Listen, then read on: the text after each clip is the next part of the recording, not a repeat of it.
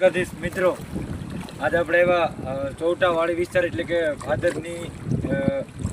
ભાદરની બિલકુલ પાસે એક ઝાડમાં જળહરફ એટલે કે ચેકલ કિલબેગ જેને ઇંગ્લિશમાં કહેવામાં આવે છે. મિત્રો, આ સાપ ખૂબ જ ખરાબ રીતે ફસાઈ ગયેલો હતો, છતાં પણ આપણે આપણા મહેનત કરી અને સાપને બહાર કાઢેલ છે.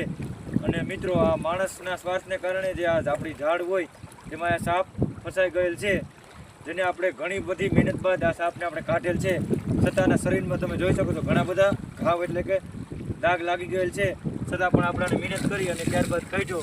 હવે આપણે ભાદર કાંઠે જ રિલીઝ કરીશું, એટલે હવે આપણે આ સાપને હેરાન કરશું નહીં. અને આ એક બિનઝેરી પ્રજાતિનો સાપ છે, જેને ગુજરાતીમાં ડેડુ સાપ અને ઇંગ્લિશમાં ચેકર્ડ કિલબેગ અને સાયન્ટિફિક નેમ ફ્લોવેરા પિસ્કેટરના નામે ઓળખવામાં આવે છે, જે આપણે ભાદરમાંથી રેસ્ક્યુ કરેલ છે.